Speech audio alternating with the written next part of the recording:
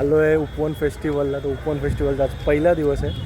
तर आता रात्रीचे वाजले 11 आणि माझ्याबरोबर आहे हे इकडे ये, माझ्याबरोबर आहे हितार्थ आणि मी आणि युगा पण आहे, पण ती पुढे आहे. तर आम्ही आलो आहे उपवन फेस्टिवलला. तर पहिला दिवस आहे आहे वार फ्रायडे सॅटर्डे संडे. मी दाखवतो पुढे गेल्यावरती. चला चालतोय आम्ही, कारण गाडी खूप मागे लावायला लागली. आमचा पहिला दिवस आहे पण आहे थोडीफार गर्दी.